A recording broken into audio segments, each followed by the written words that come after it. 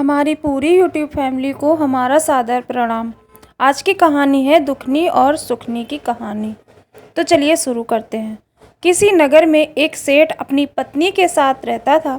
कुछ समय के पश्चात सेठ की पत्नी ने एक पुत्री को जन्म दिया, लेकिन पुत्री के जन्म के समय सेठानी की मृत्यु हो गई, तो उनकी पुत्री का नाम दुखनी रखा गया।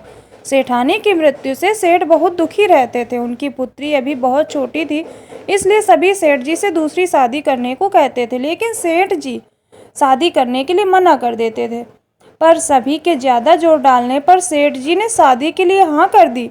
कुछ ही दिनों में सेठ की दूसरी शादी हो गई, लेकिन सेठानी उस लड़की से बिल्कुल भी प्यार नहीं करती थी। धीरे धीरे समय बीतता है और इस सेठानी से भी एक बेटी ने जन्म लिया। सभी बहुत खुश थे, इसलिए इसका नाम सुखनी रखा गया। धीरे धीरे दोनों बेटियां बड़ी होने लगीं। दुखनी हमेशा हमेशा भगवान की पूजा पाठ और व्रत इत्यादि किया करती थी। सेठानी दुखनी को बहुत दुख देती, उसे ढंग से खाना भी नहीं देती। सेठानी उसे रूखी सूखी रोटी देती, लेकिन दुखनी चुपचाप सारे दुख सहती रहती और भगवान की पूजा करती रहती। तब सेठ जी की दोनों बेटियां विवाह योग्य हो गईं, तो सेठ ने उनके लिए वर ढूंढना शुरू कर दिया। तब एक दिन सेठानी ने सेठ जी से कहा कि तुम दुखनी के लिए सबसे निर्धन वर देखना, अगर तुमने ऐसा नहीं किया तो मैं अपनी जान दे दूंगी। सेठ ने दुखनी का विवाह एक बहुत गरीब परिवार में कर दिया और दूसरी पुत्री सुखनी का विवाह संपन्न परिवार में। दुखनी और सुखनी दोनों बहनें अपने ससुराल चली गईं। दुखनी का पति बहुत गरीब था और वह कुछ काम भी नहीं करता था। दुखनी ही दूसरों के घरों में काम किया करती थी और अपना गुजर बसर किया करती थी कर रही थी, लेकिन उसने शिव की पूजा और व्रत करना नहीं छोड़ा। दुखनी ने शिव की पूजा और व्रत करना नहीं छोड़ा। धीरे धीरे समय बीतता जाता है। दुखनी और सुखनी दोनों के बच्चे भी हो जाते हैं। एक बार की बात है, सुखनी अपनी बहन दुखनी के घर आती है और उससे कहती है कि तुम दूसरों के घरों में झाड़ू पोछा करती हो, इससे अच्छा तो तुम मेरे घर आकर झाड़ू पोछा कर दिया करो, मैं तुम्हें पैसे दे दिया करूंगी और बच्चा कुचा खाना भी दे दिया करूंगी। दुखनी हाँ कर देती है और वह अपनी बहन के घर दुखनी अपनी बहन के घर सुखनी के यहाँ काम करने लगती है। उसकी बहन उसे बासी खाना दे दिया करती। दुखनी वही अपने बच्चों को लाकर खिला देती। एक बार की बात है, दीपावली का त्योहार था, तो सबके घर पकवान बन रहे थे। तो दुखनी के बच्चों ने अपनी माँ से कहा, माँ हमें भी अच्छा खाना खाना है। तो दुखनी बोली, बेटा मैं क्या करूं, कहाँ से लाऊं अच्छा खाना, तुम्हारे पिता तो कुछ करते नहीं हैं। तब बच्चों ने कहा, मौसी के यहाँ से ले आना।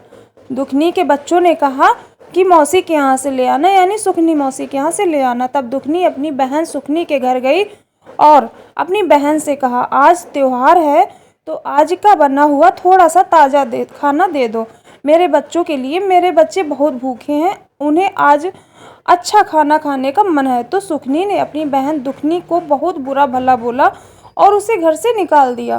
तो दुखनी रोते रोते अपने घर आ जाती है। दुखनी को रोता देख उसके बच्चों ने कहा, माँ क्या बात है, तुम तो मौसी के यहाँ गई थी खाना लाने, फिर तुम रो क्यों रही हो। तब दुखनी ने कहा, बेटा तुम्हारी मौसी ने खाना नहीं दिया और बहुत बुरा भला कहा है। तब दुखनी ने सोचा, आज त्योहार है, मैं अपने बच्चों को अच्छा खाना जरूर खिलाऊंगी। फिर वह वन की ओर जाने लगी। उसने सोचा, कुछ लकड़ियां बेचकर बच्चों के लिए खाना ले आऊंगी। चलते चलते दुखनी को एक गाय मिली। वह दर्द से तड़प रही थी, वो बच्चे को जन्म देने वाली थी। एक गाय दर्द से तड़प रही थी, वह बच्चे को जन्म देने वाली थी। उसने दुखनी से कहा, बेटी मेरी जरा मदद कर दो, मुझे बहुत दर्द हो रहा है, मेरे पेट में हाथ फेर दो। दुखनी गाय के पेट में हाथ फेरने लगी और गाय ने आसानी से बच्चे को जन्म दे दिया। फिर दुखनी आगे बढ़ी। आगे रास्ते में उसे एक नागिन मिली, जिसके ऊपर केचुली थी और उससे निकल नहीं पा रही थी।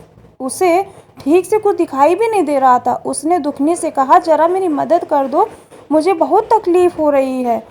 नागिन ने कहा। तो दुखनी उसकी मदद करती है। नागिन आसानी से केचुली छोड़ देती है। फिर दुखनी आगे बढ़ जाती है।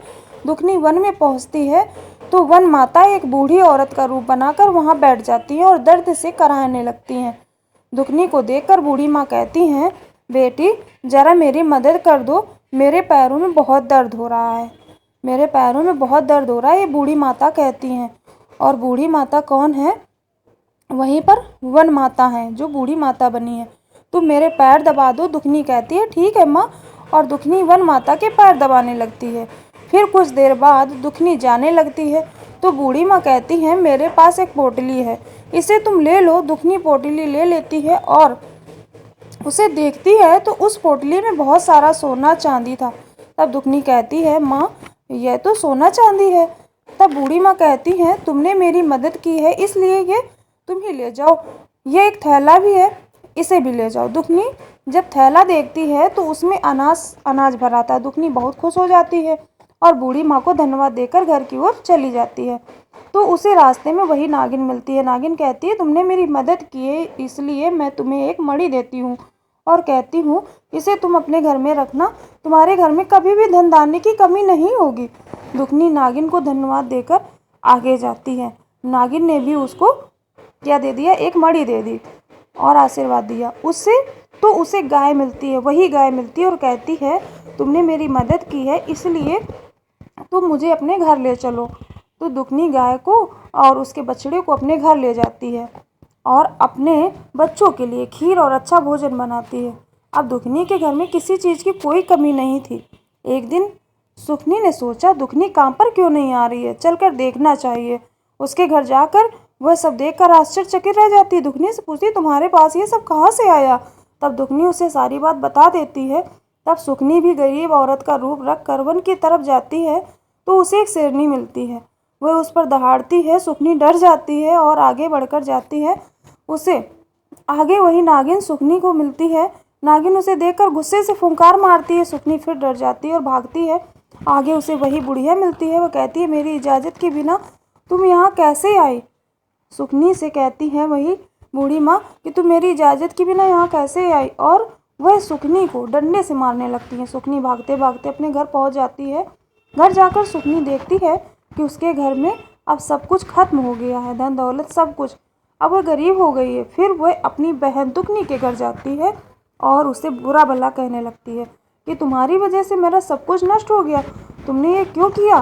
तब भगवान शिव प्रकट होते हैं और कहते हैं, तब भगवान साक्षात भगवान शिव प्रकट हो जाते हैं और सुखनी से कहते हैं इसमें दुखनी का कोई दोष नहीं है, तुम बहुत घमंडी थी और धनवान होते हुए भी एक गरीब का रूप धर के वन में गई, इसलिए वही वन शक्ति माता ने तुम्हारा सारा धन नष्ट कर दिया। तुमने धन का लालच किया जिसकी वजह से यह सब हुआ। यह सब कहकर भगवान शिव वहाँ से चले गए और सुखनी को भी अपने किए पर बहुत पछतावा हुआ। तो कैसी लगी कहानी एक बार कमेंट जरूर करिए। आप सभी का बहुत बहुत धन्यवाद।